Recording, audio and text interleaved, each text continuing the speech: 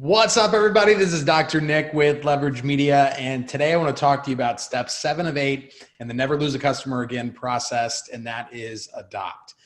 So before we get into that, just remember we've got a free online training on Tuesday, May 5th at 7 p.m. Central. Go to neverloseapatientagain.com to get registered, and seating is limited, so hurry and get on that. So the adopt phase is such an interesting phase, and this is one that a lot of patients don't make it to. So this is where the patient has accomplished what they're looking to do. A lot of times they'll start to have gained success in maybe unexpected areas of their life or in their health. So a lot of times this is when those chiropractic miracles start to really bring in other people and really start to be a part of your tribe. And that's what this is all about, is getting people to be a part of your tribe. So if somebody came in for, let's say, I don't know, low back pain, and all of a sudden their, digestion was better. And you would talk to them about that, how the nervous system works, the merit chart and all that. And they started to get these results that they were not expecting. They'd come in, a lot of times when people come in and they're like, I expect to pay this much money for this service and get this result. When they get that result, it's just like, all right, like for me, I'm very much like, if I pay for something that you're selling to me and this is the expected result, then at the end of the transaction, I'm like, that's, I've talked about this before, but one of my favorite lines in Mad Men is when Peggy is upset because Don didn't give her the recognition that she thought she deserved. And she said something like, "You didn't even say thank you." And he's like, "That's what the money is for." And it's like, that's what the money is for when you're like buying a service or a good. It's like hard to get overly excited when you deliver the exact thing that you came there to buy.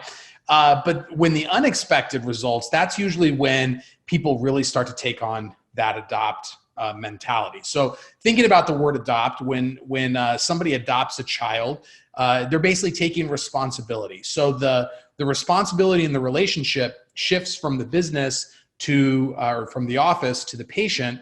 Now the patient feels like they're responsible for furthering the relationship. These are some of your best patients. Even when they see something going wrong, these might be the people that let you know that something's off at the front desk, or if the massage therapist seems upset or whatever it might be. They're the ones that feel comfortable giving you good news and also giving you bad news, right? This is where they start to feel loyalty. So a lot of times, we have patients that for whatever reason have decided that they just want to come in when they want to come in, or when they're feeling bad. And so they see us as their chiropractor though. Like the doctor that they see, that's their chiropractor. They just think that they only should come in, on their schedule or when they deem it necessary, which is fine. But I mean, obviously we'd like to have them on a more regular schedule, but the point is we get people that call in once, twice, 3 times a year to get in for a couple of visits because they had a flare up, but they're always calling us. Now, I'm sure we have lots of them that we don't know about that are calling other places, but we have those people that even though they're not in there every week, every month, whatever it might be, they're still loyal. So I've done a ton of spinal screenings in my life. And as part of our form, we asked them when the last time they got adjusted was and who they saw. And a lot of times if anybody has been to a chiropractor inside of the last, I think we do, 6 months. Anytime anybody's been to a chiropractor under the last 6 months and they know who it was, at the end of the screening, instead of doing our pitch to have them come in as a new patient, we just let them know, just like, hey, you should just go back to the place that helped you out before, and just let them know that what we talked about, and they should be able to help you out. I would say probably, I don't know, 5-6 times out of 10, people are like, well, no, he's not my chiropractor. She's not my chiropractor. That's just somebody I went to once, right?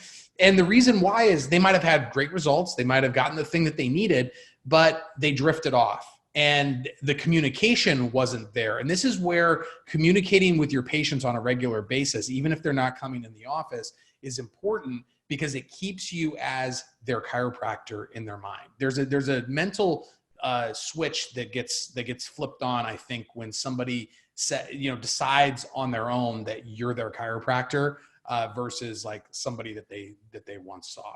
So this is just such an important stage to where you can really pour in to those people that are the most loyal. So the ones that are coming in on a weekly basis, they are coming in on a monthly basis, they are taking advantage of the multiple services that you offer in your practice. They're changing their lifestyle. They're listening to the things that you say. They're coming to your advanced workshops. These people, they deserve to be treated in a different way than, just maybe like a newer patient or somebody who kind of comes in and leaves as they please. The ones that show you the most loyalty, those should be the ones that you pour back into. So one of the things you can do is by giving them exclusive experiences. Maybe if you have like a once a quarter or once a month, like get together of your best patients, that also allows people to start to build community. People love to be a part of a tribe and like to see other like-minded people. And so that allows them to start to get more support and build more relationships and create more stickiness within the practice. Obviously gifting patients is always a little bit of a tricky thing. You got to make sure you're following the regulations, but making sure that you're rewarding people, whether it's with t-shirts or something where they can like represent that they appreciate your brand. This is where content, a lot of times when people think of content marketing, they think of it to attract new patients, which is great for. But another stage that it's awesome for is this stage, because these are the people that are dying to like share out your stuff. They'll comment on your things. They'll tag people in it. This is the office I was telling you about, and they'll like tag their friend. And so, especially if you're creating content around those core conditions that you help with, or those core issues that you help with. If one of your patients that's super loyal and loves your brand, if they know somebody with one of those conditions, they'll be likely to share that with them. And so that's why communicating, emails are easy to forward, social media posts are easy to share with people or to tag people in, or to send a message. So it's so simple now to be able to get communication to other people, but you have to be putting that out there so that they're not responsible for remembering exactly what it is. What are all the things that you do? If they came in with headaches, they may only refer in people with headaches because they might only know a lot about how you help with those. Your content allows you to start to broaden out what people are able to support you with and get you in touch with other people. Because usually they know what the issue is that their friend is dealing with. And if they see you creating a piece of content around it, especially if they interact with your page a lot, they're going to see more of it. Now they can share that stuff easily, and they can start to bring their circle of influence into your practice. So this is such a great step. You have to make sure that steps 1 through 6 get taken care of to get them to this stage. A lot of people don't make it to the adopt stage because they weren't taken care of in those previous stages. So if you get here, be sure that you pour into those people. So we're going to be talking about this stage and a lot of other ones, all the other 7 ones in our training on Tuesday, May 5th with Joey Coleman, who wrote Never Lose a Customer Again. He's the one that came up with all of these steps and all these ideas.